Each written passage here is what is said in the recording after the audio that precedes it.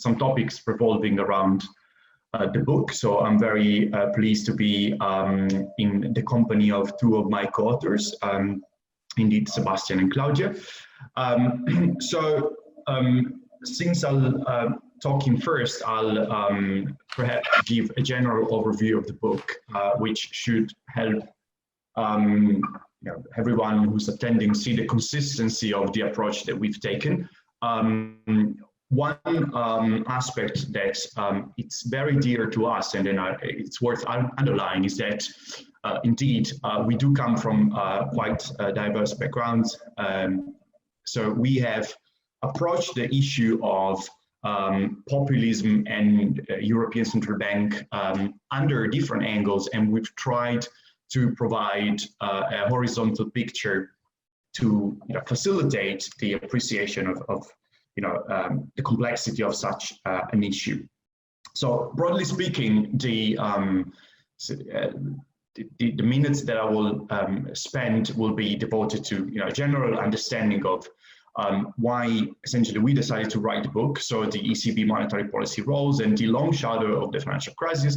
Of course, at the moment we are witnessing a whole different crisis, which is a global pandemic, and of course, unsurprisingly, the book has sort of many predicaments which could apply also to the current crisis, which we'll be happy to reflect upon both during the Q&A as well as sort of stretching some of the arguments further. And then the second step would be that of looking at indeed the governance and the issue of austerity and sort of versus democratic fiscal integration, of which Claudia will spend time on. And then finally, we will have a reflection on popularity protests and populism post-crisis, as well as the issue of legitimacy and ECB independence. So if we look at the last decade, namely since the global financial crisis, which is 10 years from now, or slightly more than 10 years from now, 11 years from now, clearly the crisis has exposed the incompleteness of the EMU, Economic and Monetary Union, as a project. And by saying so, we mean that clearly there was a general understanding that the ECB has been successful in delivering the transmission of monetary policy impulses to markets, and so to say ensure that there was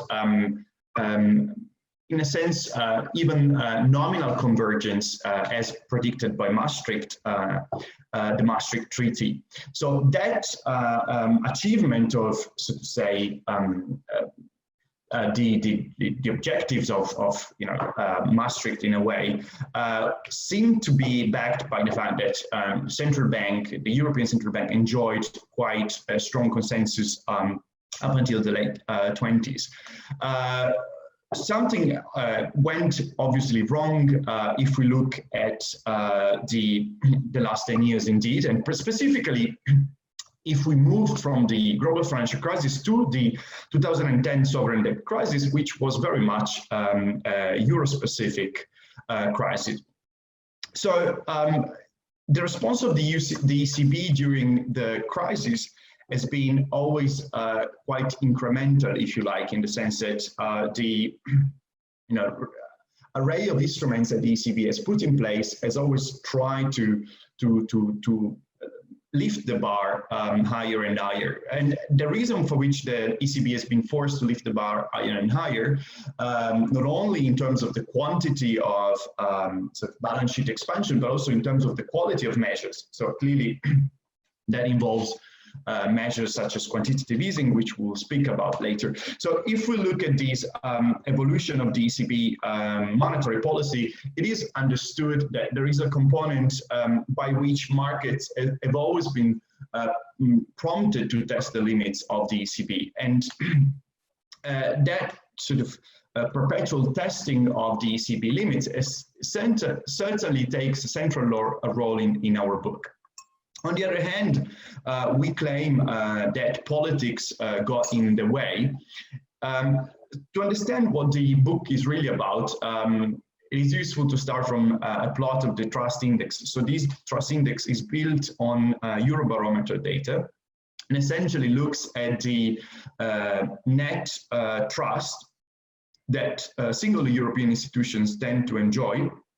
By net trust, I mean that is a number of frequency of the question of people in the Eurobarometer that tend to trust a single institution minus the number of people that tend not to trust a specific institution. And so if we construct this net trust index, we can see that the financial crisis and even more the sovereign debt crisis in 2010 represents a very important shift in the trust towards European institutions, not least because these net trust has become negative after 2010.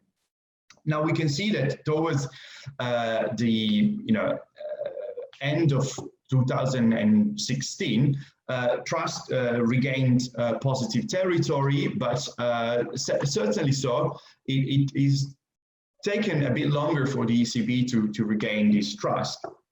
And so the starting point for the book was really what can we make out of this? So what can we say about the ECB enjoying little support, and eventually what went wrong? So already before the COVID shock, which is under everyone's eyes, there was already a case for thinking or rethinking about the monetary policy stimulus, particularly in the euro area. As of January, the ECB has started a strategic review which points exactly into that direction. So the question that we looked at is whether during the crisis the ECB was facing a dilemma, so to say, between interventionism and independence, meaning whether the ECB had to trade off the need to intervene and, so to say, calm markets or avoid, say, a euro breakup versus the independence, which is one of the key sort of founding principles of the ECB.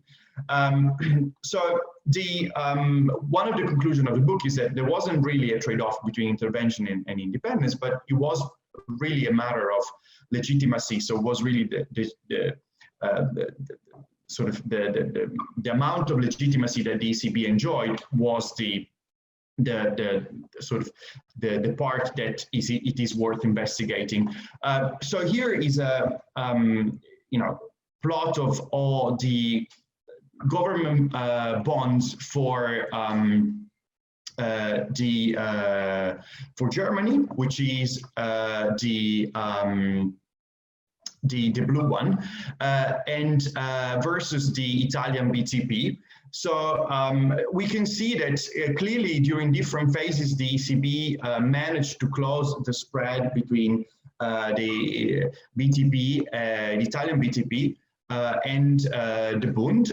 In particular, the first large drop is due also to the announcement of Mario Draghi of the so-called outright monetary transactions, which was, in a sense, enabling the ECB to de jure to buy government bonds. So these, of course, were coupled with the famous speech by Mario Draghi of doing whatever it takes to save the Eurozone. But of course, we can see that throughout the period, different measures have been announced. So we have the APP, so the asset purchase program, as well as several targeted lending facilities to finish with the pandemic program more recently in the light of COVID. So those measures really had a very important role in keeping the viability of the euro area, but also had a much larger role which pushed the ECB into a political domain. So the political domain of the ECB can be traced back to two elements or to two roles. At least that's what we argue. So one role is called inner role, which means that the ECB was stretching the limits of the existing monetary policy measures.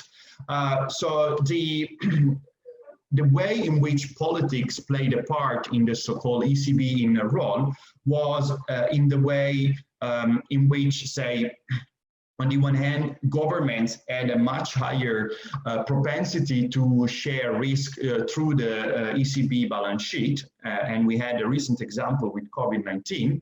So there was a very strong preference for governments in the first instance to share risk through the ECB balance sheet. But on the other hand, we see that the ECB was, on the contrary, pushing the ball back into the fiscal policy field, asking governments at the same time to resort to fiscal policy.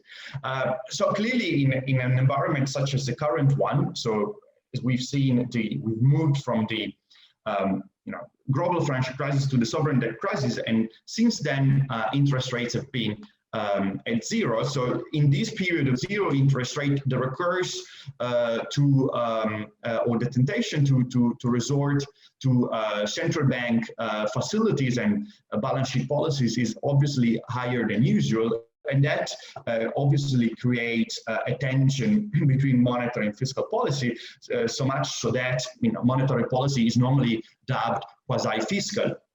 There was also a second layer of tension with politics, and that has to do with the ECB so-called outer role. By outer role, we mean the ECB outright participation in third bodies, such as the European Systemic Risk Board, the single supervisory mechanism, and last but not least, the Troika.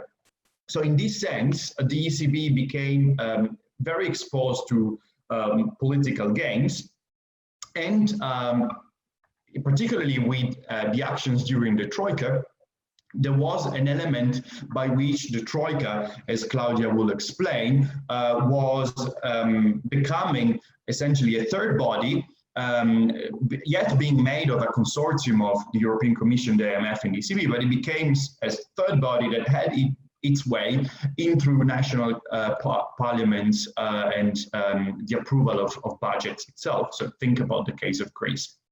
So particularly for the second role, the so-called outer role, it is quite easy to think that there was a problem of fiscal dominance, because clearly by sitting opposite side of the table of say, Greece, the ECB, as part of the Troika, were asking adjustments that by definition would have been deflationary and recessionary. And while this did not constitute a problem for a country such as Greece, which was at the time about 3% of GDP, it could have been problematic for a country which would represent a larger share in the ECB monetary policy bundle, such as France. So if a country such as France or Italy would have been in the position of Greece, that clearly would have created a tension between the primary sort of role of the ECB, which is that of keeping price stability, and the ECB role in the Troika, by which the adjustment that was suggested was to some extent deflationary. So different calls have been made for a revision of the European Central Bank focus. Just a few days ago, Weidmann gave an interview about debt and the complementarity of monetary and fiscal policy. So this issue is really more alive than ever. On the graph on the left-hand side, just to give a grasp of what is the state of play of monetary policy, for instance, in comparison with the Federal Reserve. So you can see that well before COVID, we have the top chart, which is the federal fund rate, which is normally the interest rate steered by the Federal Reserve.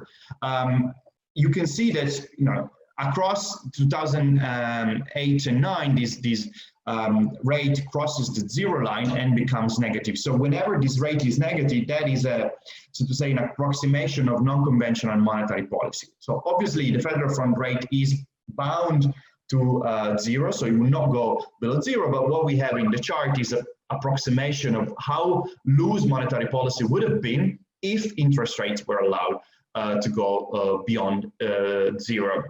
And that is based on Wu and Xia shadow rates.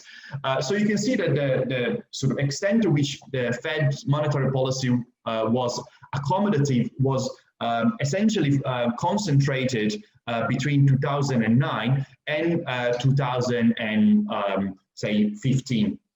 Whereas for the ECB, that stimulus, so applying the same reasoning, so where we have a negative rate and a colored region, we would have unconventional monetary policy. So we can see that for the European Central Bank, non-conventional monetary policy was far from ended well before COVID-19. And of course, now the urgency of the pandemic, and is just of today, Madame Lagarde's speech on the role of monetary policy during the emergency of the pandemic.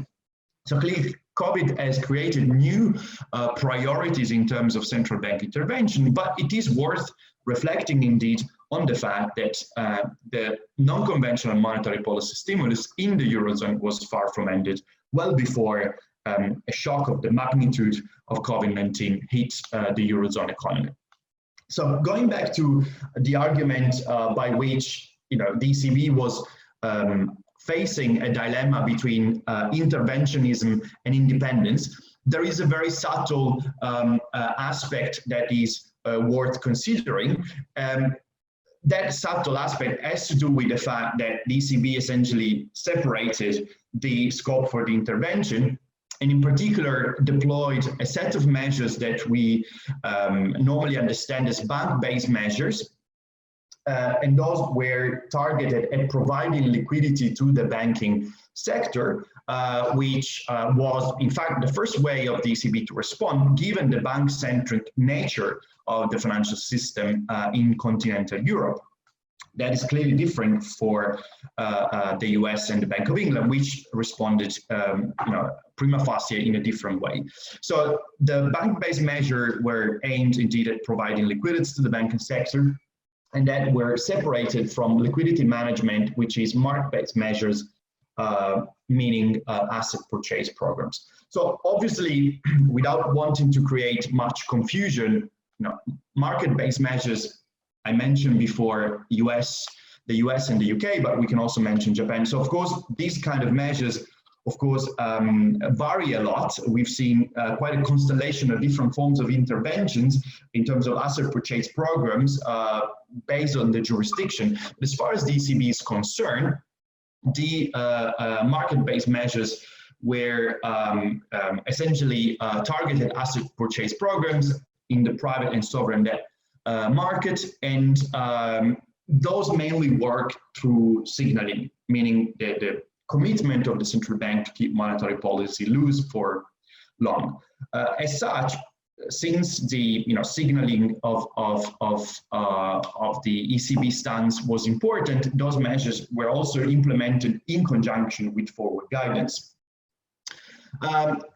Now, we are at a point where I think it is useful to discuss, without entering too much into the details of the book, about the role of monetary policy stimulus nowadays. Clearly, there is evidence that the monetary policy stimulus has, at the margin, exhausted some of its power, in the sense that, essentially central banks in the Western part of the world have kept doing what they've done for the last 10 years. So there is a sense that we have to think a bit beyond what we've done so far. And certainly, the ECB strategic review, which is happening as we speak, as well as the, for instance, a Federal Reserve moving the direction of average inflation target. One could agree with that or not, but definitely signal the fact that we are in a new world, and in a sense, we are in a world where there are secular factors such as demographic changes, uprise of emerging economies such as China, which is even a stronger force now after COVID, but also we have elements which due to COVID have been reinforced, such as an increasing savings of course, as well as lower investment demand. So all these elements together suggest that it is, definitely a case to rethink about the world in which we are in, and think that's probably one of the main points I want to make. Now, as I said, so just to wrap up, so obviously the ECB participation in external bodies was very problematic, and that clearly went in the direction of exposing the ECB through criticism that was in reality linked to austerity-driven adjustment. And as I said, Claudia will speak about that, but also, looking backwards at the European Central Bank during the last year, which is also when the book was exactly written, a lot was happening. So there was a lot of populist forces and, if you like, centrifugal forces coming along in Europe. That also translated into more direct ways of sort of pressurizing central bank independence. But nevertheless, the ECB somehow made it through those pressure so far. But the main important element is that has come with a cost. So clearly, allowing the ECB to step into the remit of, say, quasi-fiscal policies as well as politics clearly came at cost. And that has translated into little support, not only in peripheral countries where we have observed a general loss of support for, say, EU institutions, but also in core countries, so to say, such as Germany, where the support with respect to the ECB was actually weaker. Signals of which have been the case of the ECB in front of the fact that the ECB was, so to say, dragged in front of the European Court of Justice.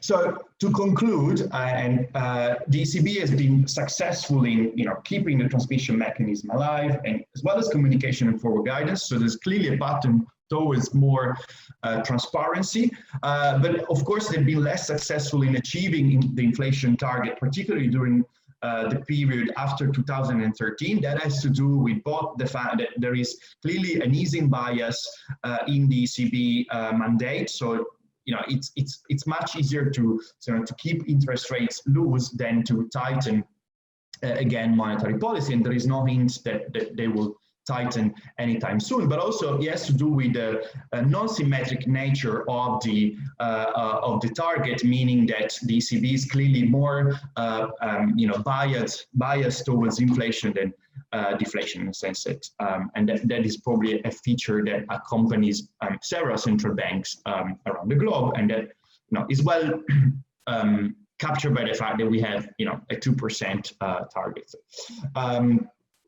Obviously, monetary policy was not and has not resolved the underlying fragility. So that's where the interaction with fiscal policy is very important. So these aspects of ECB having, being little successful relate to the issue of legitimacy, which Sebastian will talk about.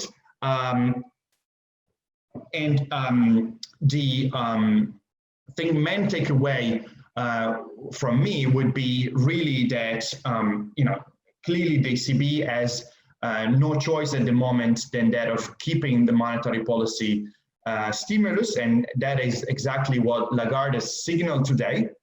But there are very important policy discussions that are being held nowadays on the role of fiscal standards as opposed to rules. And so these discussions really capture well, in my view, the state of play of policy today, particularly in Europe, and the fact that we can no longer resort to, say, rules which are too complex, overly rigid, and difficult to implement. And that also applies to monetary policy. So definitely we have to move towards a framework which is broader and more flexible and able to capture the complexity of the world in which we live in. So, of course, as I said, COVID has prompted a lot of questions, which I'm going to leave here for now, and happy to discuss them during the Q&A. And back to my co-authors, I think.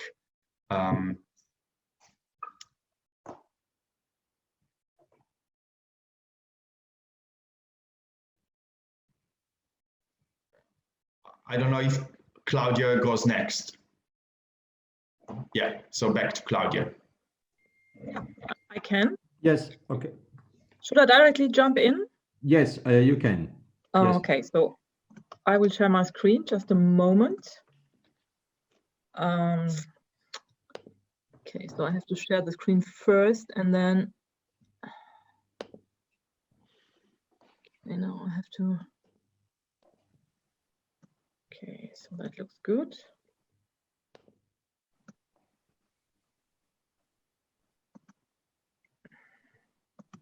Okay, so can everybody see this very nice picture of the Greek Parliament? Okay, yeah, so I chose a picture of the Greek austerity protests during the, how can I say that, the summit, the peak of the financial crisis, because it's really illustrative of what I will be talking about. My research in the last years has centered a lot around the impact of austerity and financial crisis governance on democracy in the European Union, which is for the reason that democracy in the European Union is my core research topic. And also this Jean Monnet chair that I have and a recent Jean Monnet project that I just got treat those problems of populism, of a cleavage behind the EU allies and the people. And I will today speak in connection with what Corrado just said about why is this? So what are the institutional backgrounds and what are the legitimacy deficits in the institutional setting of financial crisis governance that might have caused this? So let me, get a little bit more general in the beginning and say that we have a new setting in the respect that we have representative democracy changing in times of austerity. I will come to this back to this once more, but at the end. But for now, let me say that we have a kind of standard mode, which is very important in representative democracies. It's a core basic principle that national budgets are determined by national parliaments. It's, I would say, even the basic principle of parliamentarism. It was the first right in historical dimension that parliaments obtained. So when we had the first steps of democratization in the really older stages of democratization, it was parliament obtaining budgetary rights, so that the king or the government could not act without parliament's approval. So the budgetary right is called the crown jewels of parliamentarism also. And then we had between, let's say, 2010 and 2017-18, what I have baptized a crisis mode, a complex setting of actors intervening in the EU multi-level system. And my main point is that this austerity regime questions established standards of representative democracy, legitimacy, and accountability. And I will try to sketch a little bit of how, why, and to what extent this is the case, and how this relates to the European Central Bank and what Corrado has been saying. So the new setting is very complex. It's a structuring here that tells you that you have, on the one hand, ordinary legislative procedure parts. Ordinary legislative procedure means, as you probably all know, that the Council and the Parliament decide in co-decision. So we have parts of the crisis governance setting that have been co-decided as they should, as according to EU democratic standards, between Parliament and Council. And those are the six-pack legislations, the two-pack legislations, and all the rules around the banking union. Then, as an interesting case, we have an EU law without co-decision. It's the predecessor of the ESM that was really in the early days of the financial crisis. And then we have This big part on the right in this table, the fiscal compact, the financial aid for Greece, the European financial stability facility, and the European stability mechanism. And you know that the ECB is involved in all of these. And those are not as according to co-decision. They are not steered, neither decided as according to co-decision, but they are based on new intergovernmental treaties of that the EU's treaty setting. And in my view, that concerns a major issue for their legitimacy. Let me explain why and what happens. So we have a situation where we have the negative effects of IMF programs appearing in Europe for the first time. Let me quote a comment by a student from Ghana in one of my seminars in the last years who just said, okay, you know, I don't know what's new. We have had this in Africa for the last decades. Yeah. But it's the first time that we see this in Europe, that we see interventions into the core sovereign powers of representative democracies of EU member states on the purpose of austerity. On the good side, we also have mutual financial support instead of no bailout. And in a way, the second and the third point, they were linked to one another because the mutual financial support didn't come without these interventions. But unfortunately, and I'm really tempted to say that was an unintended side effect. It was not because, for instance, Wolfgang Schäuble is the bad guy in the game, but because pressures in the domestic systems on all sides. But anyway, so this led to cutting down core standards of representative democracy, accountability, and legitimacy in the course of the process. So we have the new intergovernmental ESM treaty that steers the governance of the Eurozone budgetary help, which is, if not the only, but probably a very decisive part of what was happening in crisis governance. And if we look at this decisive part, we see the Eurozone states, the Commission, and the European Central Bank, and the IMF, which is an extra EU institution, that are involved. And we have the Eurozone member state parliaments that are involved. So we have an actor setting that is similar to the one in the EU treaties, but is not subject to the EU treaties. And there are three decisive exceptions or differences. We have only the Eurozone that is involved. This is a construction problem of the Eurozone in the moment. You all know the history behind. There are good reasons for this, and I know this, but it nevertheless creates a problem also, because we have this discongruence between the Eurozone and the European Union, because not all EU member states are Eurozone member states. We have the European Parliament that is largely excluded in budgetary help, and we have the IMF as a new actor. And that means that we have in Eurozone budgetary help a parallel structure to the Lisbon institutional system, a bypassing of the European Parliament and more intergovernmental and informal coordination between Eurozone governments. Now I have to underline that all this was not a coup or something like this, but it's formally and legally absolutely correct. There are protocols to the Lisbon Treaty. There's a new article in the Lisbon Treaty. But the point is that it's very opaque to see who decides what actually in the Eurozone budgetary help. And there we have the Troika, the oft-cited Troika as a decisive actor. We have the Commission, and here we go, the European Central Bank, and the IMF as Troika principals. And the process went such that the Troika negotiated what is called the Memoranda of Understanding, so the austerity programs and the recovery programs with the states that received budgetary help. And the ESM Board of Governors then decided only after this on the financial aid conditions.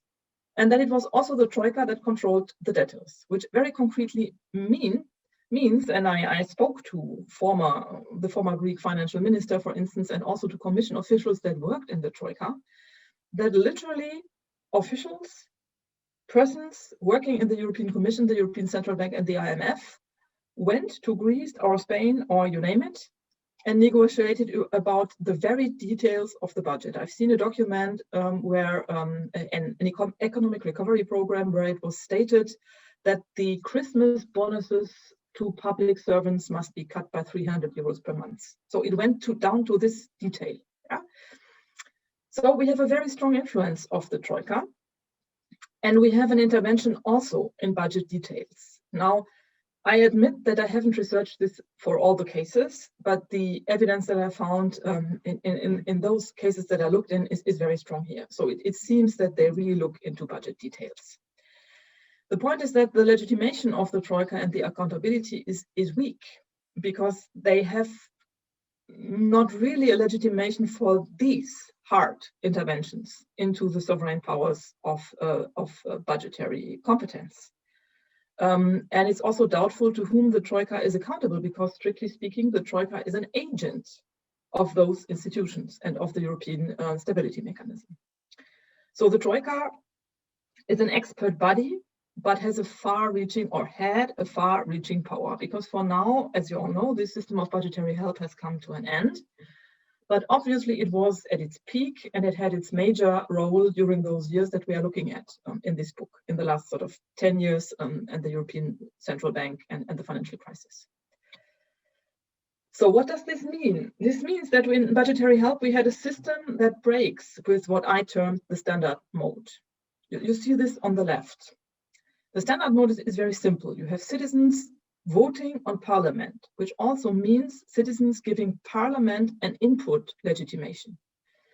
You have the government proposing a budget to the parliament, and you have the parliament deliberating the budget and voting on the budget. So parliament deciding on the budget.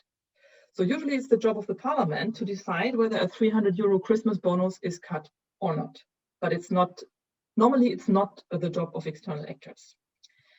And then in crisis mode, you have a decisive change. You have citizens still voting on parliament, but the role both of the national governments and parliaments is decisively changed, because they can only approve or decline the condition, or in the good case, the respective governments may negotiate with the Troika.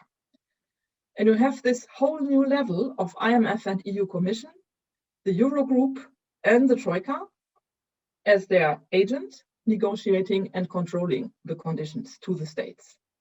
And that means, to make it even more complicated, that you have the creditor state governments and the creditor state parliaments that are in the game as well. And again, obviously, you have the ECB in all this. And actually, I just noticed I forgot to mention the ECB, but the ECB normally must be on top where IMF and Commission are. It's probably very Freudian that in a talk on the ECB, I forget the ECB in this slide. Please excuse me. So what does this mean? That means that we really have a problem, like internally, meaning sort of inside the states that are under austerity regimes, we have a reduction of parliamentary powers. We have an exclusion of the European Parliament on the EU level.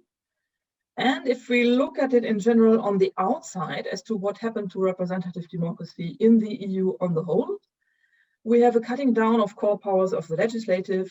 We have a breaking up of what we call, the political scientists, a horizontal separation of powers.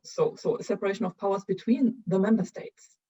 So the German budgetary committee in parliament, for instance, suddenly had power over the Greek budgetary committee in parliament by means of controlling the austerity conditions. And then we have the situation that core legislative and executive powers were moved to non-majoritarian institutions, meaning especially the Troika, but also IMF and ECB. And we have no effective legitimation of the decisions that were taken by the votes. And let me talk a little bit about this Greek case as an example, because I find it's a very illustrative example. So I think the Greek citizens sensed this, like more or less instinctively. There was, you probably have noticed this sort of war of opinions between Greece and Germany, and Greek tabloids making bad reports about Germans, and German tabloids making bad reports and stereotypes about the Greeks. And there were those photos of Angela Merkel and Wolfgang Schäuble in Nazi uniform. So obviously I'm very critical, and I don't think that's a good style of leading political conflicts. But there was a grain of truth in it, because obviously, and indeed, Angela Merkel and Wolfgang Schäuble were more responsible to what was happening in Greece than the Greek government was, just because the German government had more power over the Greek budget than the Greek parliament had. Now, I didn't yet conduct citizen interviews, so I cannot present hard empirical proof. But the numbers that Corrado just showed us and the decline of trust show that the peak of these legitimacy problems concentrated in the peak of the financial crisis. So there's probably good reason to say that one is surely responsible for the other, because just people sense if there's a legitimacy problem, and it triggers them to lose trust in those institutions. And on the institutional side, we have, as I said, the budgetary right as the crown jewels of parliamentarism that is cut down. We have a problem of transparency because the competences in financial aid governance are intransparent. We have a legitimacy problem because it's difficult to see which institutions and actors are legitimate and how to decide upon and carry out financial aid and austerity programs. We have the question whether the legitimation of the actors is sufficient for the weight of the decisions that are taken. We have the problem that the Troika formally is only an agent, but directly intervenes into budgetary competencies of parliaments and governments in the latter states. We have an accountability problem. Who, when, by whom can be made accountable for austerity and public policy? So who do the Greeks hold accountable if in the end it's the Troika and the Eurozone governments behind? Because there's no possibility for a Greek voter to hold the Eurozone or the Eurogroup governments accountable. So that means that, as we say in our book, we experience a kind of vicious circle. Trust in EU institutions shrank in the financial crisis, despite, and I would like to underline it, that the ECB doing what it could. The fact that the ECB participated in the Troika doesn't mean in any way that I judge the ECB as the bad guy or anything in the game. Yeah, I'm just saying that it was an unintended big legitimacy problem that ensued. Because the ECB acted in an area which used to be the realm of national parliamentarians, without having the mandate, neither the legitimation for it. And I'm convinced that this triggered the rise of populist parties and anti-EU campaigns. See the Greek example that I was just quoting. So there are, I think, a lot of open questions and conflicts of very general character, and very general character also for the European Union as such, as a political entity. We have a kind of conflict of creditworthiness versus sovereignty here. We have the question whether austerity is a kind of hidden national objective for the European Union. We obviously have the center-periphery conflict. We have a differentiation of integration here in Euro and non-Euro states. We have a kind of EU domestic politics without rules, the law of the strongest in the sovereign debt crisis. So the question is whether we can structure crisis governance and financial governance, fiscal governance, more transparently and more democratically. Or if at least in the future it is possible to avoid the worst. I mean, those hard interventions into the sovereign powers of national parliaments.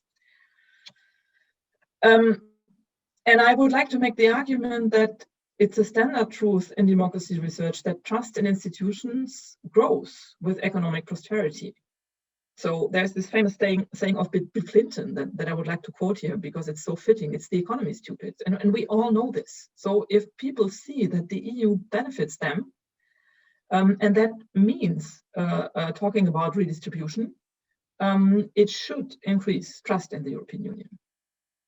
The problem then is that the ECB is not the institution that is legitimized or capable to carry this out. The ECB, in my opinion, should stick with doing what's its job, doing monetary politics and monetary policy, and not so much intervening into fiscal policy. And as a sort of slide of light on the horizon, I would like to suggest that the COVID rescue package that now seems to be nearing a conclusion might fill this void, of benefiting the citizens, of giving the EU a direct impact on giving EU citizens a kind of better future after the pandemic. Yeah, so, and then on a more general level, we could think about democratizing the whole, stop differentiated integration, reducing power imbalances in the European Union, deconstitutionalize economic policy on the EU level, And that would mean have a larger participation of the European Parliament in all this. And that would mean that we also would have to tackle that differentiation between Euro countries and non-Euro countries, which has brought me to be an adherent of the idea of a Euro chamber in the European Parliament. So a parliamentary chamber that only consists of the members of the Euro states. Yeah, and to last not least, I would also argue in favor of linking the European Stability Mechanism to the Lisbon Treaty. And all this, I'm convinced, would constitute a new institutional framework that would allow the European Central Bank to concentrate once again on what actually is its job, monetary policy. If fiscal policy sort of was carried out by the legislatives and the executives, that are correctly legitimized for this. Okay, so this is it.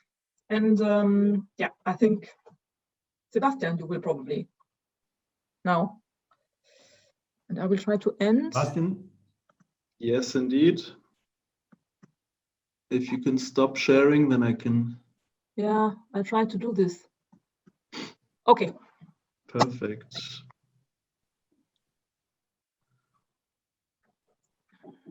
So this should be shared now, I think. Yeah. Thanks so much. Also from my side, let me echo my co-authors, first of all, in saying that it's really a great pleasure to be speaking here today, and that we're really very grateful to CefES and to the JRC for hosting us, for giving us the opportunity to present and discuss this book project of ours that has now finally come to fruition. So you've just heard from Corrado about the ECB's unconventional monetary policy actions during the crisis, and then from Claudia about the wider Eurozone governance framework in the crisis. And I'll now try and speak a bit about what are some of the, zooming back on the ECB, what are some of the political implications really of these things, re-embedding the ECB in this discussion, and in particular implications for its post-crisis legitimacy in light of its very far-reaching central bank independence, and maybe also towards the end teasing out some implications for the unfolding COVID crisis that we might want to discuss. And speaking of which, also in the interest of time, I'll try to keep it brief so we can also have a bit of back and forth afterwards.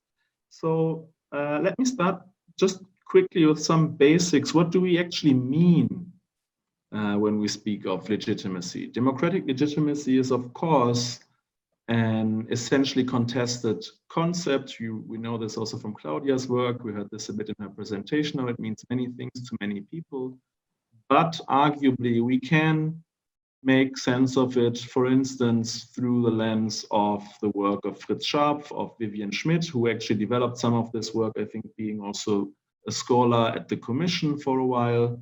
So it's great to have the JRC here also hosting this event in that context. And these essentially accounts tell us that legitimacy is a matter of three different dimensions, of an input, an output, and throughput dimension. Those meaning that on the input side, it's very much the extent to which there's some participation in the policymaking process, at some point at least, by the people, at the very least, for instance, of course, through the popular vote. In terms of output, this is very much a question of the effectiveness of policymaking, and one could argue, or could also translate this to saying this is an instance of the ends, maybe rather justifying the means. And then there's this so-called throughput legitimacy dimension, which is all about the quality of governance processes. And I will say a few more things about that, because throughput legitimacy is arguably maybe both the least straightforward dimension, but the most important, we argue, in the Eurozone and ECB context. And I will show you why we think that is. But by throughput legitimacy, we mean a couple of principles that ensure, if you will, good governance, that ensure the quality of the governance process. And those are transparency, which is arguably a precondition for the other two, which are inclusiveness and openness to interest consultation, and last but certainly not least, and especially important in the European context, accountability, which comes also in two forms. Can be formal, can be substantive. Formal being mostly procedural, substantive, formal being mostly procedural about answerability, and substantive being more about whether one can reward or sanction, etc., etc. And I'll get back to that in a second. What we do in the book, and this is here I'm drawing mostly on chapter 5 and also a bit on chapter 6. So our presentations so far have been, if you will, for you a bite-size summary of the order of the book. So one thing we argue in chapter 5 is that there's an additional, so we have our 3 dimensions here, input, output, throughput. There's arguably a fourth, a cross-cutting dimension, if you will, where it is very much about how legitimacy is perceived, how the subjects, if you will, or the constituents perceive input, output, and throughput, which is arguably at least as important, if not more important, than the actual substance of legitimacy. And let me show you a bit about that in the context of the ECB. So how do these dimensions translate then to the ECB, in principle at least? If we look at input legitimacy, and what will very much come out of this slide and discussion is that at the end of the day, the ECB's legitimacy, and that's an implication and a problematic one, is particularly thin. In terms of input legitimacy, there's little to none. The input legitimacy of the ECB derives from the treaties and its mandate, so it's there.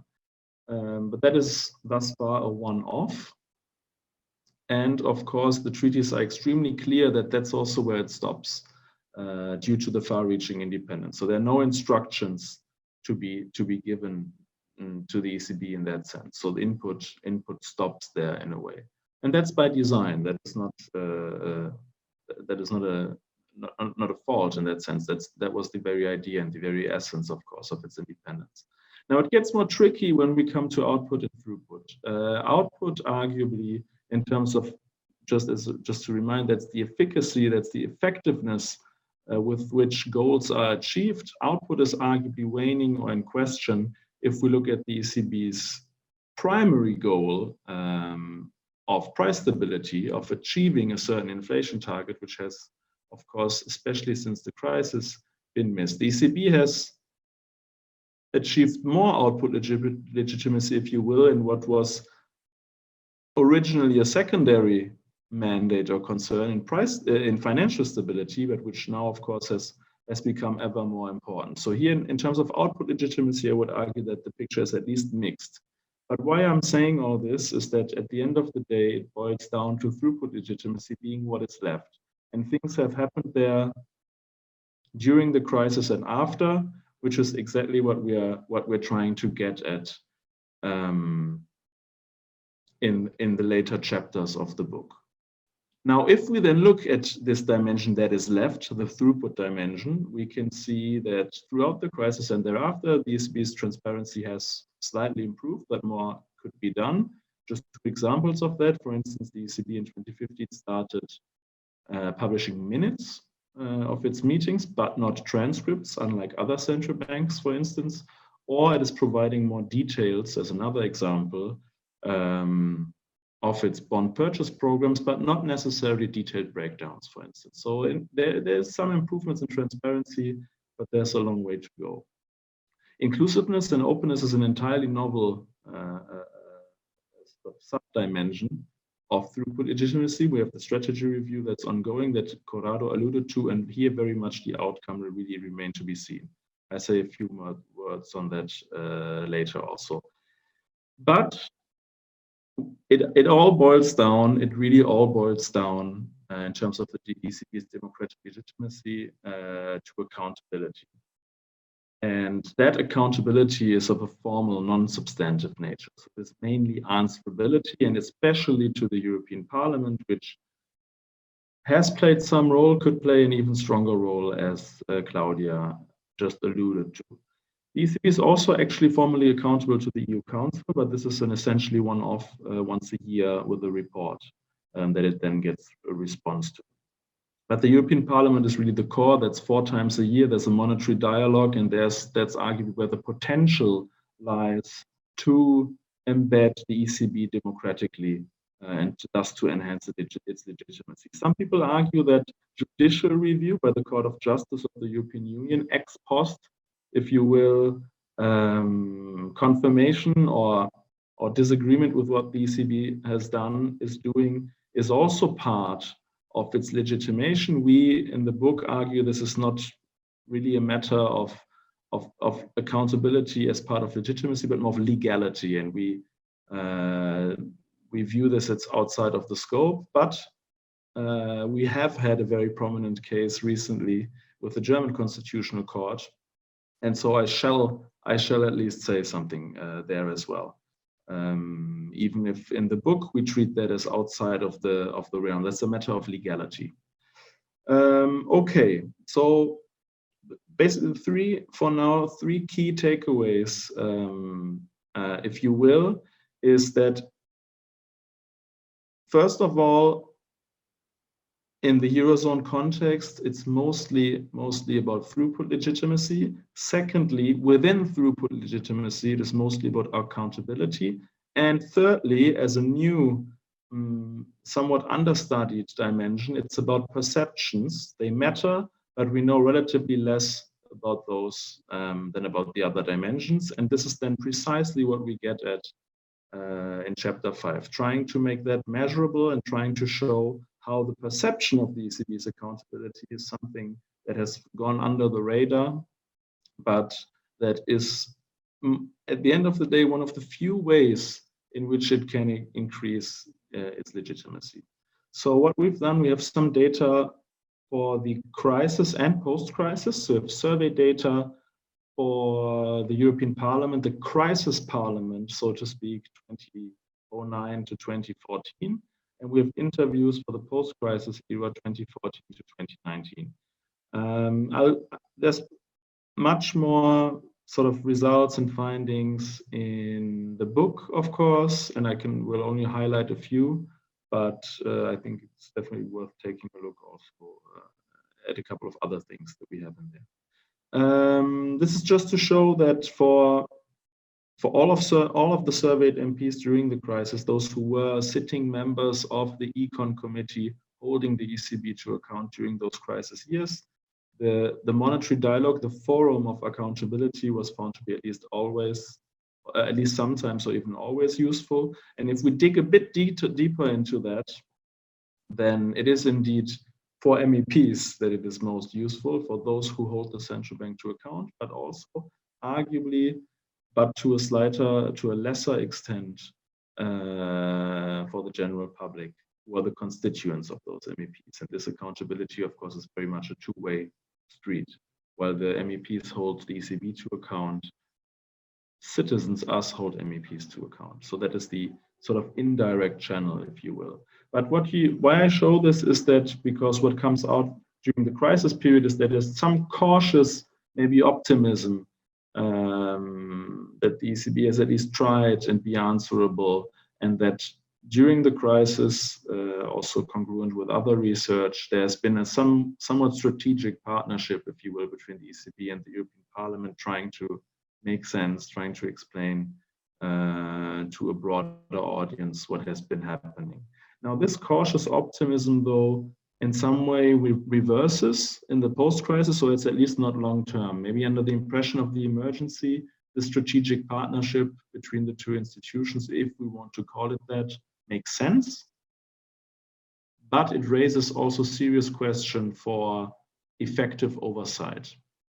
And so what comes a bit out of our interview data from MEPs in the post-crisis parliament, if we want to call it that, is that, just to quote a few, that MEPs have found the parliament to be too bending, towards the ECB, that MEPs tend to just flatter the president when he, or by now she, comes to parliament and has a mere thank you attitude, which is of course not in line with what should be effective oversight and accountability. So there's a couple of proposals that the book discusses that I can't go into detail, but that are ideas of how to improve, maybe even further, but at least how to enhance the ECB's democratic legitimacy through accountability, through existing channels and also through new channels.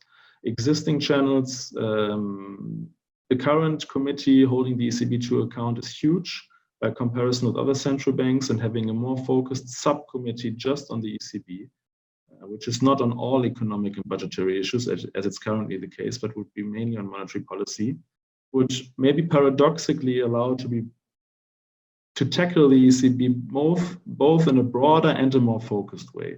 And that's one proposal that's discussed in there. Another is the idea of a civil society initiative, maybe just a day first. And this, we think, or we can see now, is very much in a way taken up, or is already part of the strategy review, reaching out essentially to stakeholders beyond financial markets, NGOs, trade unions, and other civil society stakeholders. So these are just, some ways in which the ECB's legitimacy, which is thin, can be made thicker if you want. I said I would say a few things about the COVID crisis before wrapping up and before we discuss. I mean, following on from the strategy review, our lens here of input, output, throughput, which suggests that it's at the very least an attempt to improve the perception of input legitimacy. How much input there will ultimately be from civil society actors to the ultimate outcomes remains to be seen, but this is at the very least shows that perceptions matter and are at least one way to start, and the way this has happened in the context of the Federal Reserve was relatively well received.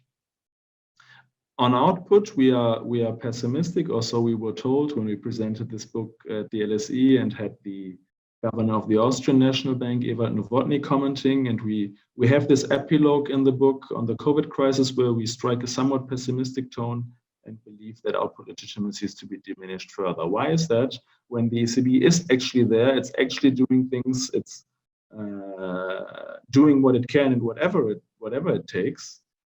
And that is because crises at the end of the day, we argue, or we believe, are much more a curse than a blessing. And if I can quote maybe Charles Goodhart here, Goodhart's sort of paradox, if you will, was that as a supervisor, as a crisis fighter, you will rarely get acknowledged for the hypothetical crises that you have averted, but you will get blamed for those that occur, even if you're at the forefront of fighting them. So while there's maybe currently a truce in terms of the things that Claudia has been talking about, protests, populist backlash, our prediction would be that those will very much reemerge over time. Last word on throughput then. Before I said that judicial review, if you will, is not necessarily concerned with questions of legitimacy, but more of legality, and I would stick to that. But if we look then at this German Constitutional Court case in May that ruffled all our feathers, the way it has ultimately been resolved has been arguably exactly the things that I've been talking about. It was resolved via throughput means, via more transparency, the ECB providing the most detailed minutes it ever had, providing additional documents at least to the German parliament and government, and also the creation of a new accountability chamber in the German parliament, holding then the Bundesbank to account, and Bundesbank President Weidmann defending, if you will, or at least answering questions about the ECB. And an end of story here is that there has then been a perception of sufficiency. So this happened, and at the end of the day, the relevant actors, the German government, the German parliament, the German central bank governor said, well, we deem this sufficient now to comply with the criteria of the court. So I would very much argue that this is a case in point of perceptions mattering and throughput legitimacy, for better or worse, being the dimension that matters and that continues to matter for the ECB's legitimacy. I'll leave it at that. I thank you very much, and I look forward to discussing some of these things further if you wish. Cheers. Thanks.